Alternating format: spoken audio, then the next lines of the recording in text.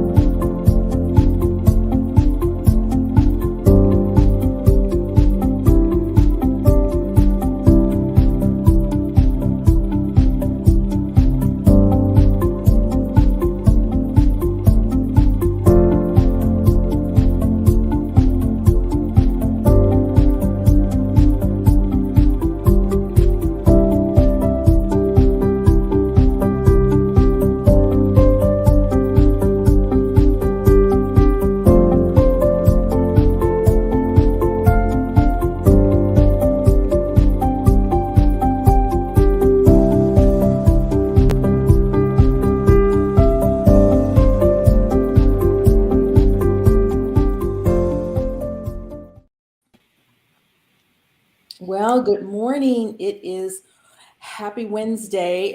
Everyone out there, welcome to the Health, Wellness, and Lifestyle program with Dr. Donna Christensen and Linda Dorman.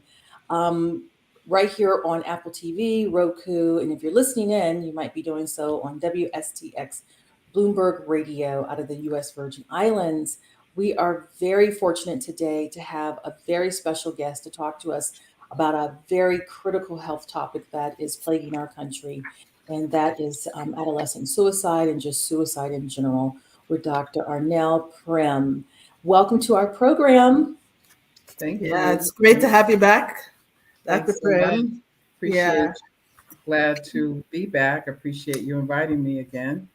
Can you tell us what the Steve Fund is, that where you work? It might help to give Yes, our listeners and viewers. the some Steve context. Fund is a nonprofit organization which promotes the mental health and emotional well-being of young people of color, particularly young people between adolescence and young adulthood, from high school into college and into the workplace.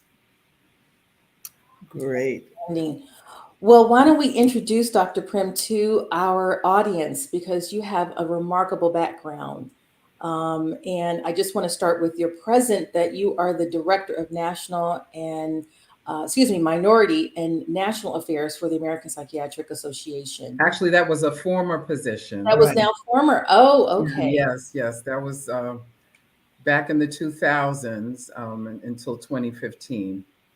Okay. Outstanding. But Okay. you're the Senior Director of Senior Medical Director at the Steve Fund. That's my primary position at this time. But you're still active at the American Psychiatric and definitely the Black Psychiatrists of America. Absolutely. I'm a member, a distinguished life fellow of the American Psychiatric Association, and I'm a member of the Black Psychiatrists of America Council of Elders. And I also serve as the chair and convener of the All Healers Mental Health Alliance, which is focused on disasters. Yep. Oh, that's interesting. That's focused on disaster support for those who are experiencing the trauma following a national disaster, local national disaster. Yes, So, particularly Black and other historically marginalized communities. And we've been involved from Hurricane Katrina to Hurricane Ian and the Buffalo shooting last year, and many other natural and human caused disasters.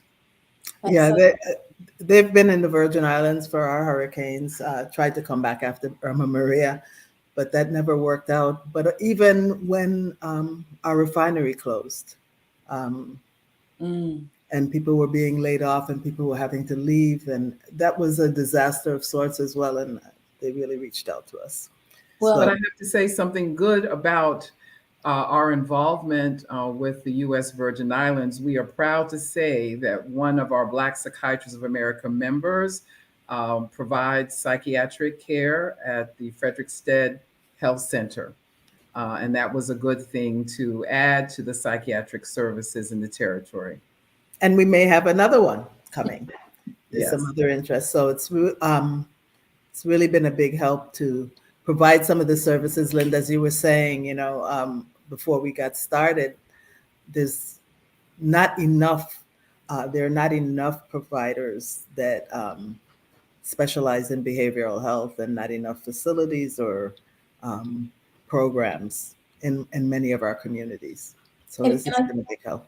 And, as a backtrack to our conversation, Dr. Prem, I'm sure you see the landscape, being affiliated in such an esteemed way, that I just, I wonder if there's a industry frustration with our healthcare regulators, our governmental services, that may not necessarily recognize the need for these types of ongoing services and facilities, because as you mentioned, it's not just natural, it's also man-made, and those traumas are so deep-seated and compound and complex that you may come out of one situation only to find yourself in yet another. And we're now seeing individuals who have been in more than one massive shooting as an example, that you really just can't catch your breath. And that's not to say that that's the result. You've got to catch your breath. How is the industry responding, before we start doing a deeper dive into the subject of teen, adolescent, in particular suicide, because that's our topic for today, dealing with these, with the landscape around behavioral health? Well, I think the industry has responded, and the federal government as well, recognizing just how important it is to invest in more mental health resources and to train and cultivate more mental health professionals, because there is a shortage. And we know, as it relates to the mental health of children, that schools are an important place for those mental health services to be provided and to have mental health services present. And I think that something that the pandemic taught us, as devastating as it was, it really taught us about how precious our mental health is. And I think almost everyone experienced some impact, either personally or in their families or amongst their care, their coworkers, unmet mental health need that was accentuated by the pandemic, and the use of telehealth when we had to be physically separated really skyrocketed during the pandemic, and many people are continuing to use those services. And so I'm very pleased with the greater recognition of the need for mental health in our society, or mental health care in our society, and also the availability and greater accessibility of mental health resources, sometimes through telehealth, through even things like crisis text lines. Some people are having their therapy sessions via text, and that's been, I think, very important for young people. So I feel like we're moving in the right direction in terms of increasing access and, just having greater awareness of the importance of mental health resources. That's reassuring. And, it reminds me that it's important to meet people where they are. So when we talk about, texting, therapeutic sessions, and telehealth, it's really important to understand you're right. It's about accessing as best as possible and meeting that individual where they are and how they can access, and making sure they understand that all portals and all ways are open and available. And they're just as viable as coming to see someone face to face in the Yeah. traditional way. And the hotline is being really promulgated. It's 988, the crisis Yes. and suicide hotline. Yeah. Yes. Actually, there are a lot of posters even around here in the Virgin in St. Croix. So that's also a good thing, because people still have some hesitation about seeking any kind of behavioral health care, any kind of counseling. So the anonymity of being able to use a hotline and still receive services is another way. Yeah, I wanted to just read something from a New York Times article to get us started. Linda, did you want to say something before I do that? No, the subject is so deep because I have teenagers, so I probably have a very deep dive and lots of questions. But let's start with let's set the stage with the article that I'm. Yeah, just a brief part of it. Mortality data shows that suicide rates in U.S. teenagers and young adults remain highest in boys, particularly whites, Native American, and Alaskan natives.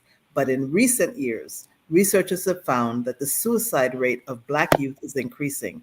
A study published in May of this year, for example, found that the suicide rate of Black males 15 to 24 years old rose by 47% between 2013 and 2019, and by 59% for Black females of the same age, while it decreased in white youth. That's very unusual, because when I was going through training, and I'm sure when you were going through training, we had the lowest rates of suicide. Yeah. So that's a real change. And then another study published this year showed the biggest increase in self-reported suicide attempts among Black adolescents as well. And that Black children under the age of 13 are dying by suicide at nearly twice the rate of white children the same age, under the age of 13. What happened to my camera? It's well, we can see you very well, Dr. Christian. Okay, go ahead. And you look gorgeous there. The question that I have in line with that, Dr. Prim, does that number correlate to what we're seeing in the media around the assault on African Americans, the racial injustice, and the social injustices, and the challenges coming out of COVID in particular, with unidentified, undiagnosed needs and therefore not met? Is there any correlation, or is it just always, that this just happened to be a unique period of history, but it's always been present as it's been growing? Well, I think that the points that both of you make are very valid. Even before the pandemic, we were seeing some of these increases in suicide attempts and suicides among Black youth, when the rates for other youth were going in the opposite direction. They were going down, and for Black youth, they were going up. And it appears that the pandemic made things even worse with all of the hardships that were associated with it, including some reports from the Centers for Disease Control, the CDC, that showed that children of color, this wasn't just Black children, but children of color were experiencing not being treated well in their schools along racial lines, and that they were, if they were treated poorly and experienced racial discrimination in their schools, they were more likely to experience suicide attempts. So these are very worrisome trends, and I think it's important for us to consider some of the violence that has been occurring. Mass violence is of great concern, and I mentioned the Buffalo shooting earlier, and also the shooting of the young man in Kansas City. When he knocked on the wrong door, and the kind of racial hatred and violence that we have seen patterns of over and over again, have caused some Black youth to have a sense of great fear and resignation, and a sense of hopelessness, that just because of their racial background, that they are treated so badly. So this is a critical piece of some of the despair and demoralization that our children and youth are experiencing now. And it's so fascinating because there used to be a time where you thought it was kind of zeroed in, the influences of music, the influences in particular of very violent video games. Really, as a parent, that was early on, my two daughters who are 16 and 18 now, the thought was, no, you cannot go on those videos. You cannot listen to that music because it promotes that type of mentality, and the idealization of it all, the romancing of it even, was daunting to think. But now it's all around them, in social It's media. hard to get away from. It's difficult to get away from. And are you finding that in the school systems that, we had talked about that a little bit before? I'm often wondering what's the impact of the adults in the school systems that themselves are experiencing depression, all the way up to clinically treated behavioral health or mental health services, but can still be viable in their employment, but come to that school environment with those kinds of issues. And of course, dealing with the adolescents is its own unique challenges. Yes, it does. normal challenges, as we know. Definitely, I think that's an important point, because the adults have been extremely stressed, through the pandemic, and many teachers, have experienced adversities of their own, with their own families, and then the kinds of extra stressors that they had to shoulder during the pandemic, with some of the online education that they had to adapt to.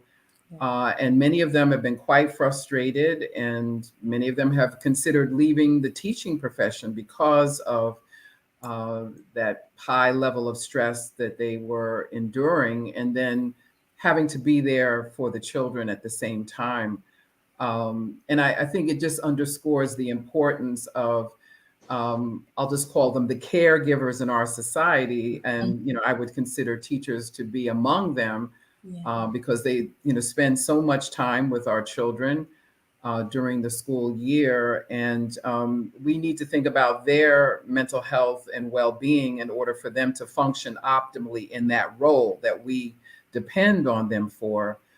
So I think that's a good point, that may have added, an additional burden that we should not discount, and should, take that into account. And the same thing with parents. Parents have been extremely stressed, and that has had an impact on their parenting. And as a matter of fact, the same CDC study that I was quoting earlier showed that the majority of young people during the pandemic experienced emotional abuse from their parent or caregiver, and 10% experienced physical abuse. And some people predicted that this would happen with children being at home more, during the pandemic. And so this is another factor, because, if we think about the different social determinants of health and mental health, adverse childhood experiences, trauma of different types, including physical abuse, as I just talked about, or the witnessing of domestic abuse. All of these things have an impact on children and youth. And if the adults in their lives are not well themselves and are not prepared to step in and be that adult protective shield, which is so important to offset some of the negative impact that that trauma can bring. I mean, a caring adult doesn't have to be a parent or a caregiver. It could be a teacher or a coach or a relative or family friend or neighbor, for them to step in and to protect that child, give them unconditional love. These are the sorts of protective factors that can serve as a buffer against young people, feeling desperate, to the point that they would consider suicide. Are That's, there signs that yeah. you would advise parents and caregivers to look out for, um, that might suggest that the child is depressed or anxious or trying to or considering suicide? It's kind of hard sometimes to tell. And can I just add to that, Dr. Premise, your answer, because, and I think that that's a very important to understand, both not only the signs that are more obvious, but helping parents and caregivers understand the more nuances, the subtle signs that add up. Because we've seen some high profile suicides among young people whose lives appear to be golden. They have, appears to have what all teens would want, Yeah. fame or opportunity for advancement, but yet find themselves on the wrong side of the news in a sad story. So as you answer that question, I'm curious to expand on that to understand both the more obvious and more of the subtle signs as well. Yeah, it's very difficult because it varies from child to child. But I think what's important is when you know your child, if there is a change in their behavior, perhaps they're not engaged in the activities that they used to enjoy. You see them falling off, perhaps in their grades in school, or their interest or focus on their academics. Having difficulty sleeping. Being irritable, being isolative, being withdrawn. These might be signs that you want to watch out for. If there has been perhaps a breakup in a relationship, Yep. that's a very that can make young people very vulnerable, and if they don't really know how to manage whatever conflict led to the breakup, there's a researcher by the name of Dr. Ariel Sheftal, who has done a lot of work looking at suicide and suicide attempts in Black youth.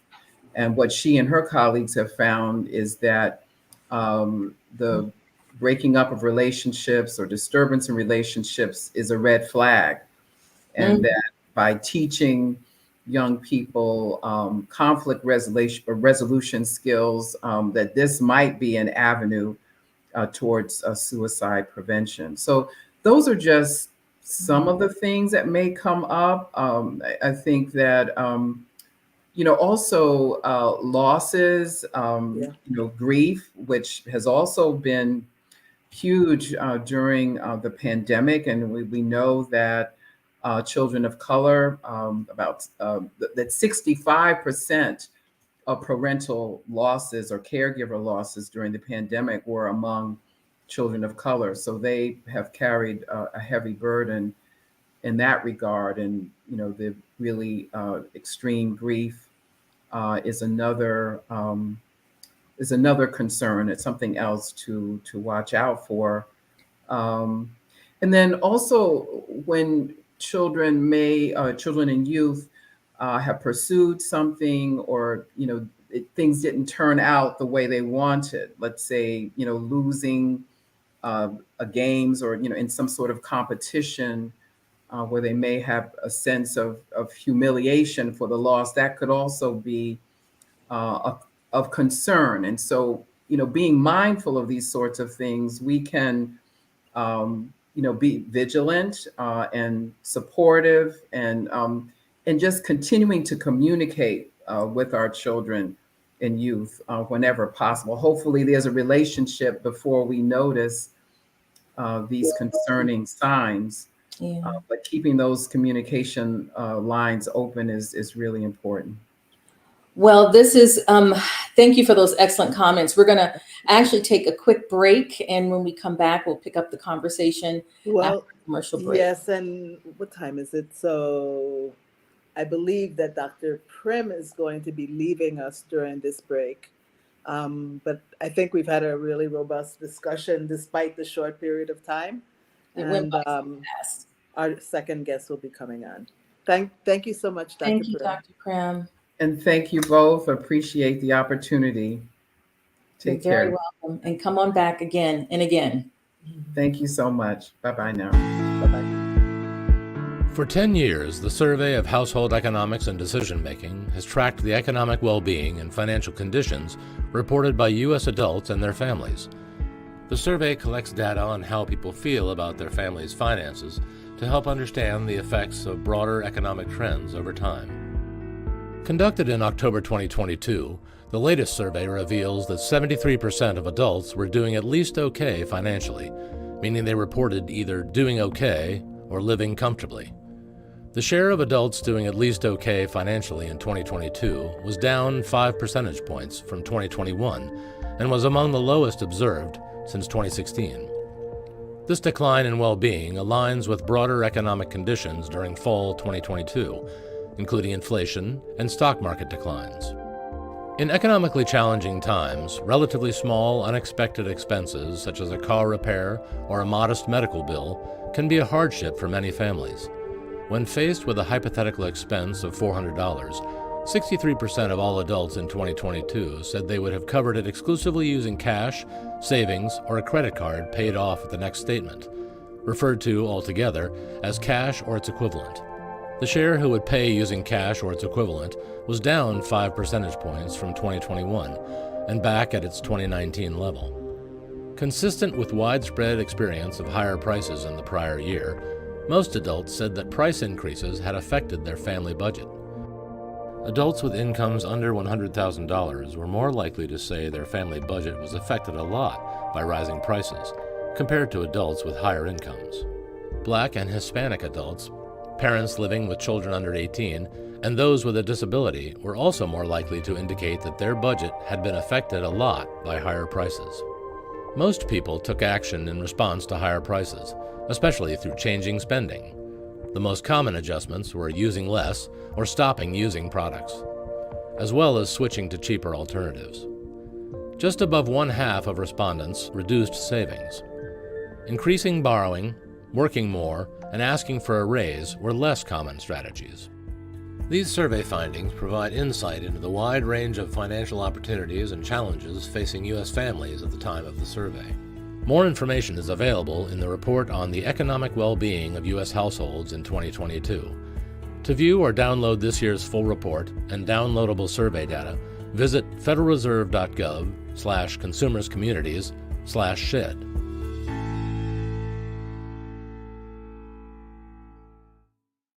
This is a Bloomberg Money Minute. Drivers of Jeep Grand Cherokees may have to take their vehicles in to fix a problem with rear coil springs. Stellantis is recalling some 331,000 vehicles because of the issue, covering model years 2021 through 2023. The company said it's not aware of any accidents or injuries associated with the problem. The coil springs were not installed properly and could become detached from the vehicles while it's in motion. Some Avatar and Star Wars fans are likely to be disappointed as Disney delays some of its film film releases. The third installment of Avatar moves to December 2025 from an earlier date of December 2024. The next Star Wars movie was pushed back a year to May of 2026. Disney gave no reason for the delays, but CEO Bob Iger has been trying to wring more profits from the business. Economists generally agree that the Fed will leave interest rates unchanged when their meeting wraps up today. U.S. inflation continued to cool in May. That helped power Wall Street higher yesterday. This is a Bloomberg Money Minute.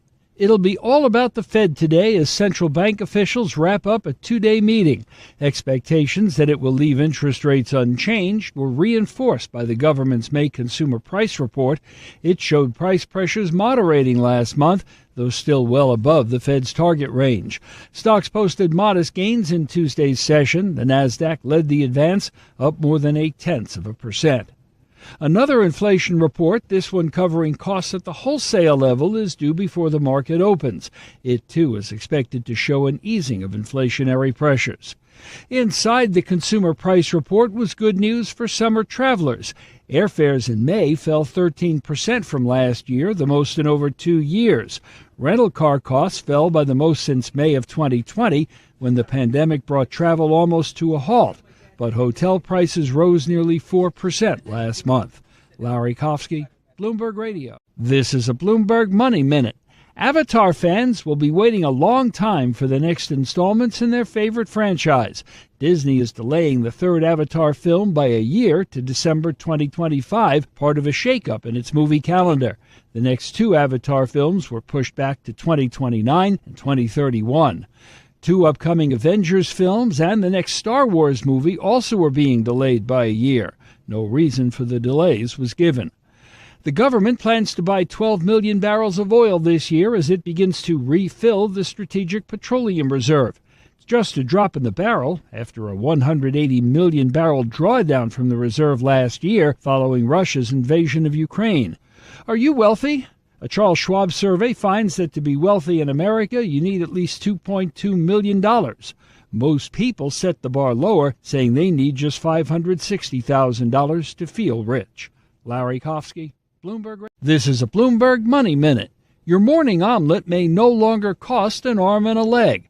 Egg prices are down sharply as U.S. production recovers from the worst-ever outbreak of bird flu.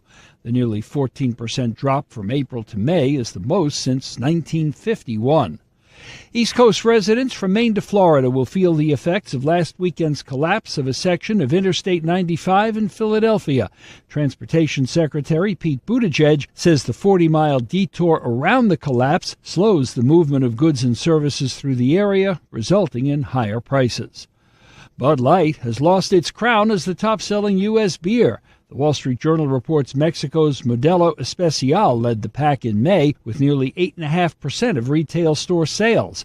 Bud Light sales have tanked since April when a transgender influencer posted an image of a personalized Bud Light can that the brand sent as a gift. Larry Kofsky, Bloomberg Radio. This is a Bloomberg Money Minute. The force is not with Disney. It's pushing back the release of its next Star Wars and other big movie franchise films. And in the case of Star Wars, that next installment won't hit movie theaters, which have been trying to draw audiences back post-pandemic until 2026. Other franchises seeing delays, the Marvel Avengers series and Avatar. Disney isn't saying why, but it has been cutting costs, and there is the Hollywood writers' strike. Bud Light has lost the title of the best-selling U.S. beer. The Wall Street Journal reports Bud Light sales have tanked since April, and its tie-up with a transgender influencer, Modelo Especial, became the top-selling beer in May. Investors have high hopes the May inflation numbers ice the cake for the Federal Reserve decision on interest rates this month. They're figuring the 4% year-over-year inflation last month, the lowest in some 2 years, might make the case a pause is warranted. The stock averages rose almost 0.5 to 1%. The Dow up 146, the Nasdaq 111, the S&P 30. Joan Donegan. With the Bloomberg Small Business Report, I'm John Tucker, brought to you by Bank of America Merrill Investments. A clear champion has emerged in the movement toward a 4-day work week. Small businesses. Data from Gusto, that's a payroll software company, show that nearly a fourth of small businesses specializing in technology and professional services are either offering a 4-day schedule or are considering implementing one.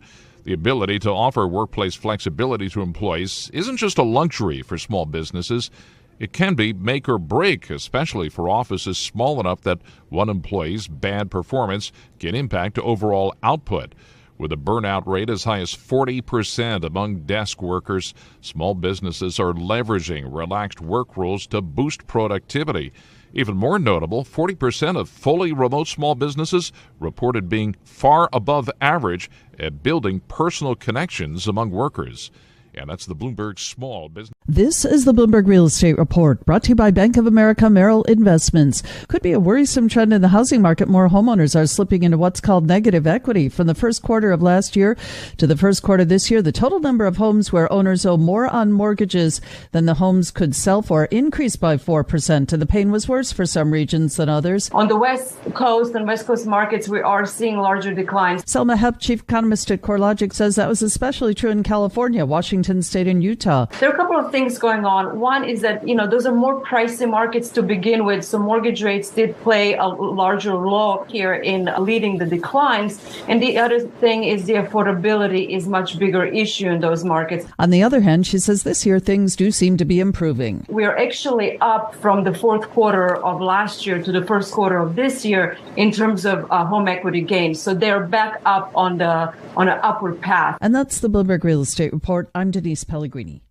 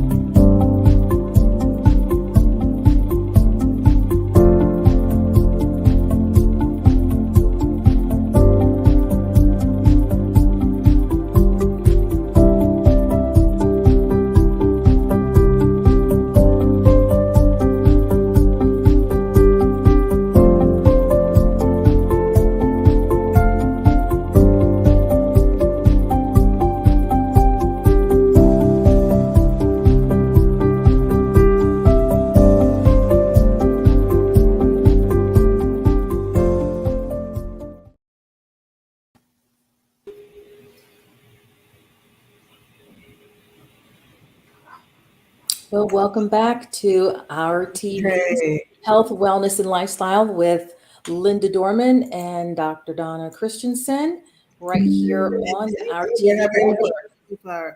Getting our guest on. This is what live the internet TV is all about. So we hope that she plugs in and gets in.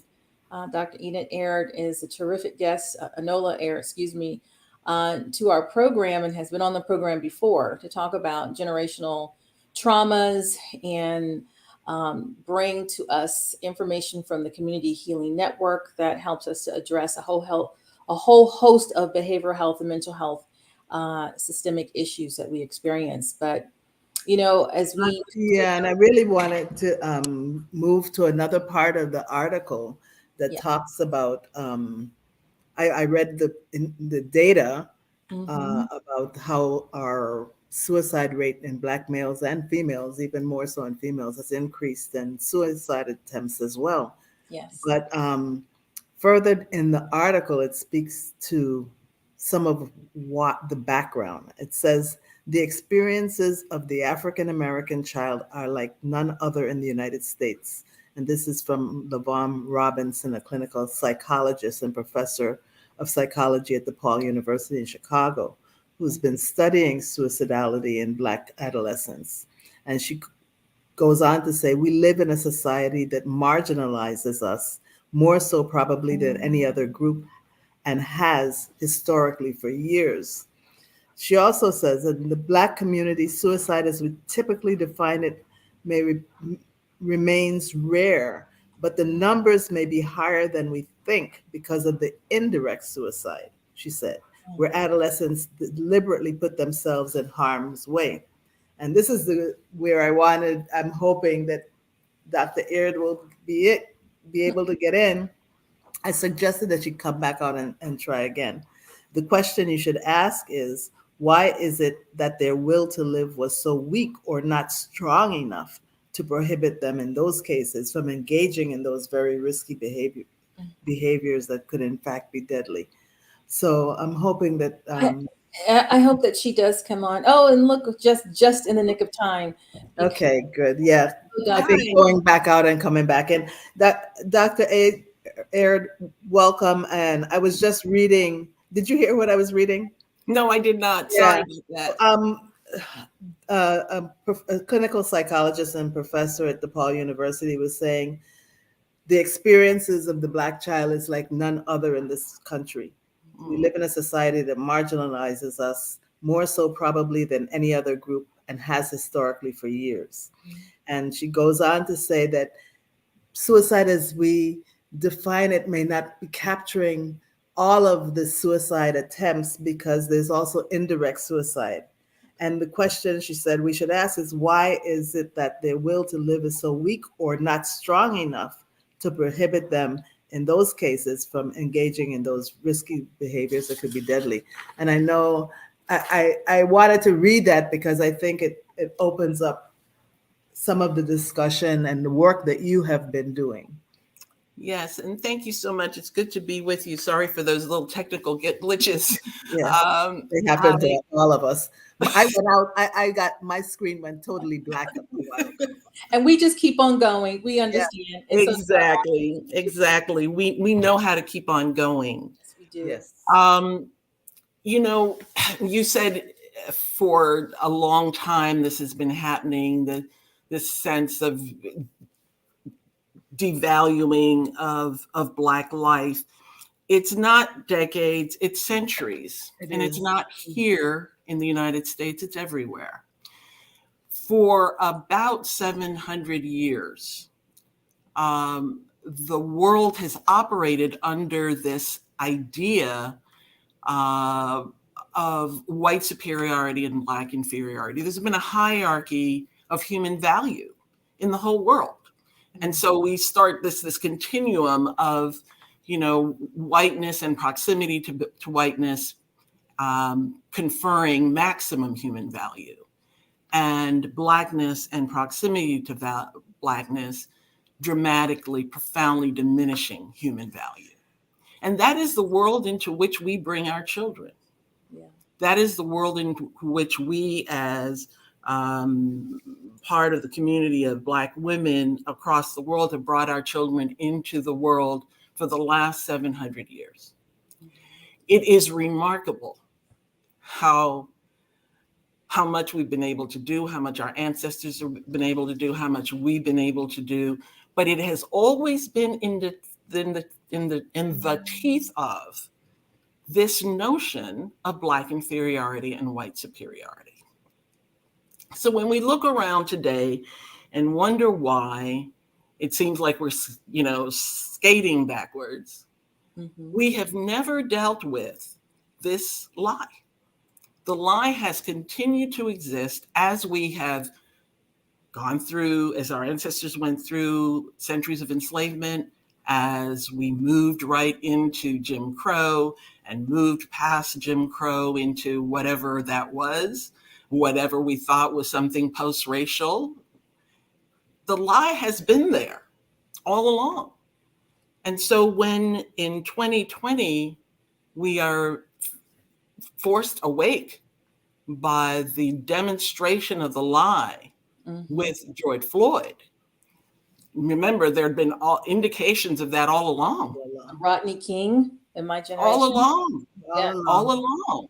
And we continue. We didn't always have the ability to be photographing it. To be photographed. Correct. So we see it, and we see it in just such a powerful example. This police officer doesn't just put his knee on the neck of a Black man. He stares into a camera that is being held by a little Black girl with complete impunity, because he in the back of his mind he's not doing anything really wrong, because this living creature isn't to him the same as another living creature. And we know that now that the trial and case in that particular instance there was some undertone of retribution for earlier actions so it came with some biases, not just erring policing or over aggressiveness. Right. There's some additional things baked into that. Talk about biases.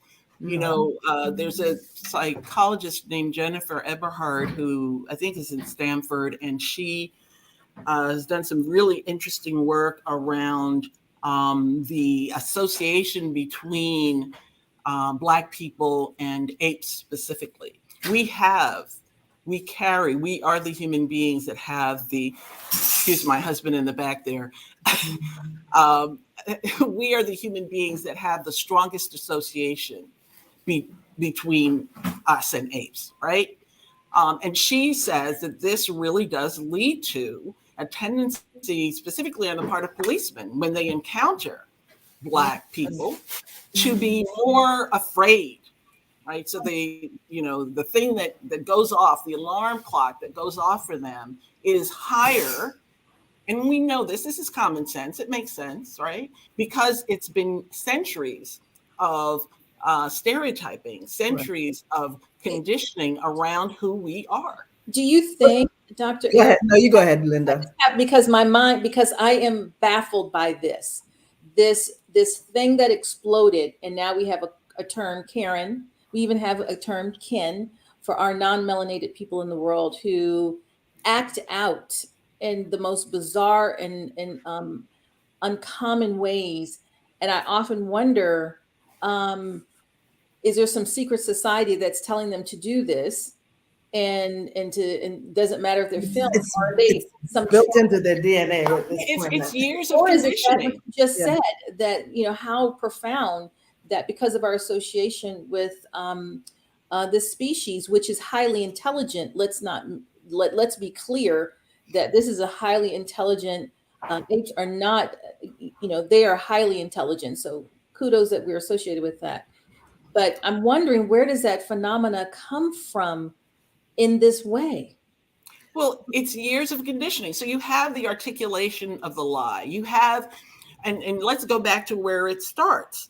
The Portuguese are the ones who launched the transatlantic trafficking of African human beings in the early 1400s. They go to the popes of the Roman Catholic Church because they did that for everything, to seek authorization to explore and to go. Prince Henry the Navigator, we read about him. He's the one who launched this.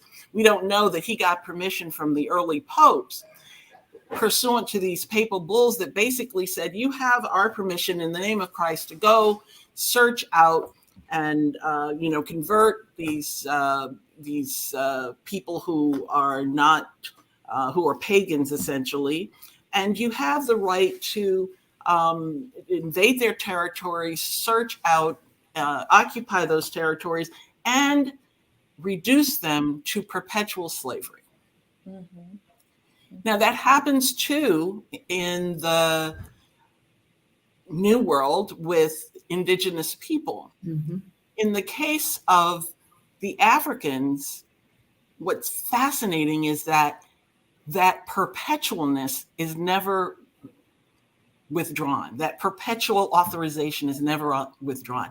Instead, what happens is the perpetual is associated with this. Yes. This. It's associated with the lie of Black inferiority, the lie of white superiority, the curse of Ham. When the person who writes Prince Henry's biography, in essence, records his exploits, it's called the Conquest of Guinea. He says, we brought these Africans to Portugal in accordance with custom that has to do with the curse of Ham. Mm. And the understanding that these people are forever to be subject to other races. Wow. So this is not true. This is not real, but it is the assumption on which this whole thing gets started.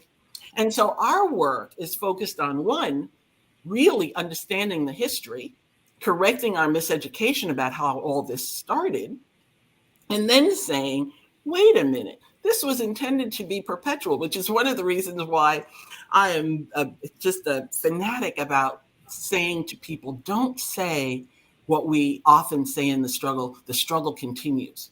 The struggle should not continue. We should not see it as continuing, because when we do that, we play into what they intended to be perpetual. No, this struggle's got to end.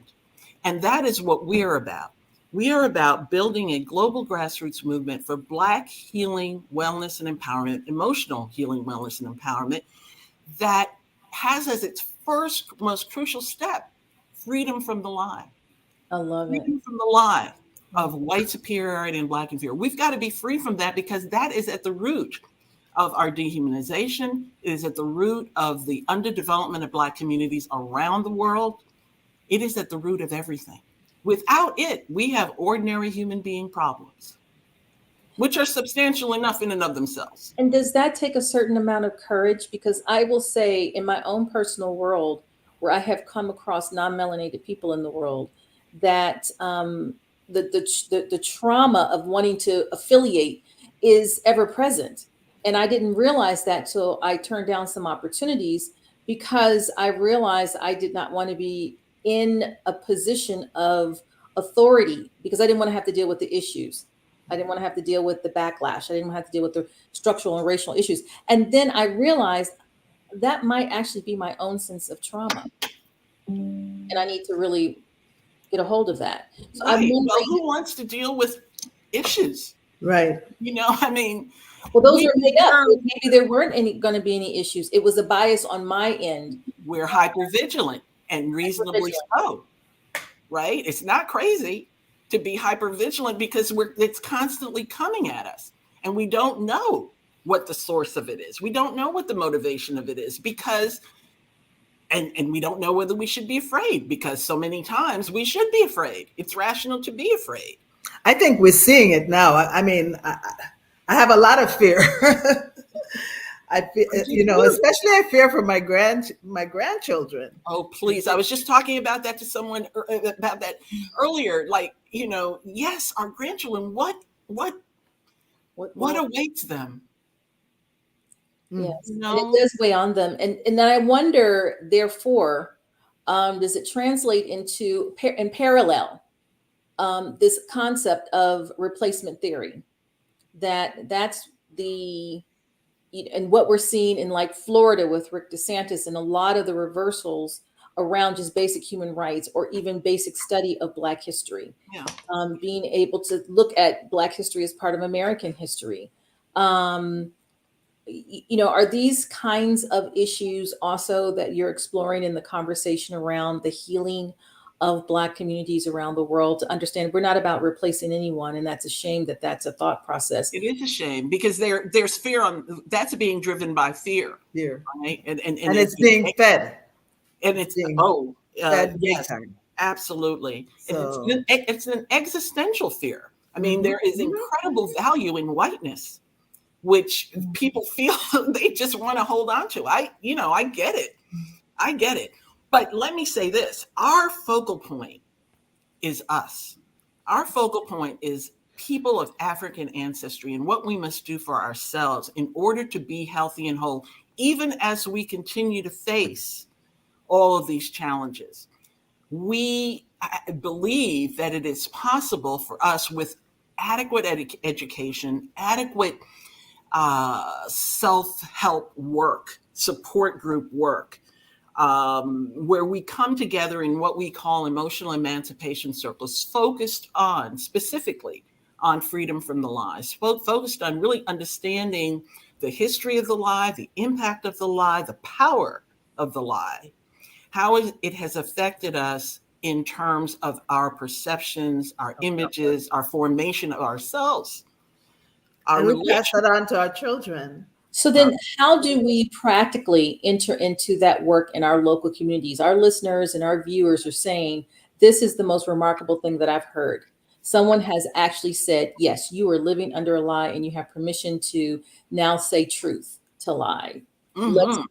And let's stop saying that we're in a struggle. Let's say that we're in what we purport to be is an opportunity to be better than any part in time in history. How do we come to that place practically? How do you help operationalize Right. that? So the way we're doing it is by building what we call a global grassroots movement for emotional emancipation. This is global.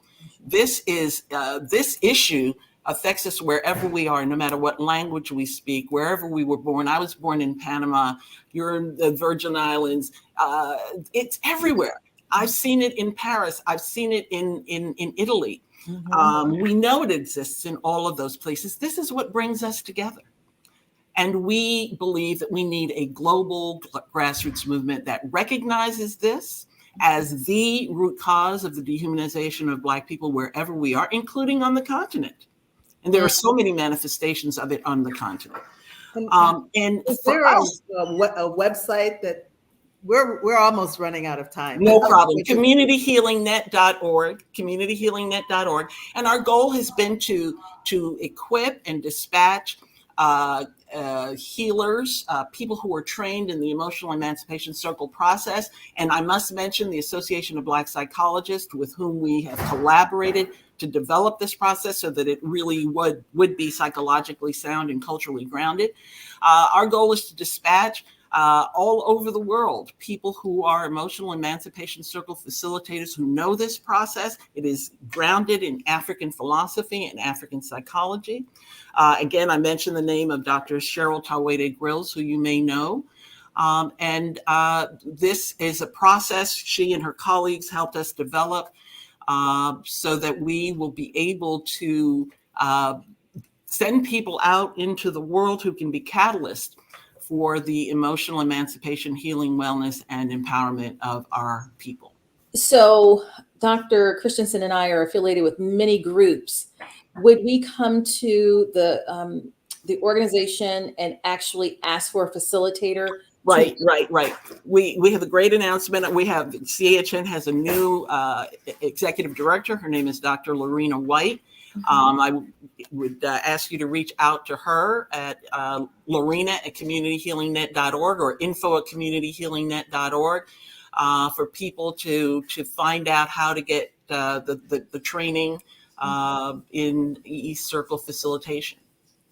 I love that. Are you funded? Has there any of the corporations that are putting money towards? Well, we're grateful. MacArthur Foundation included us in its equitable recovery grants that they gave out 2 years ago, which has been wonderful. That it's enabled us to really get onto the world stage. They developed something coming out of those grantees called the Global Circle for Reparations and Healing, of which we are a part, which CHN is a part. We're now a part of the UN, the International Civil Society Working Group in connection with the UN Permanent Forum on People of African Descent. So our move is to make this an international movement, because we do believe it's absolutely crucial amongst the many, many things that we need to do.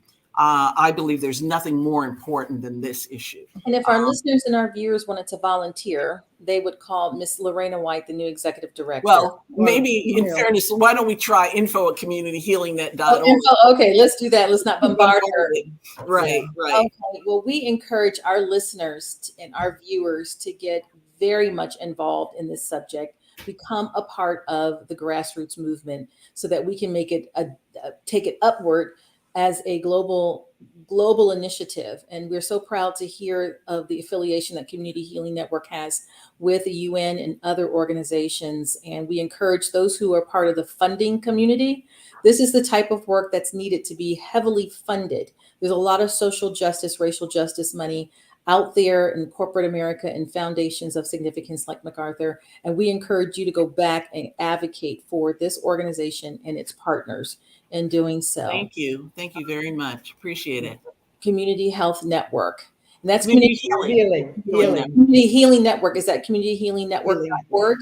Yep. Communityhealingnetwork.org. Healing.org. Dr. Christensen, did you have any final parting words? This is very important work, and it goes to the root of why our children are having the kinds of issues that they're having, and the previous discussion that we had with Dr. Prim.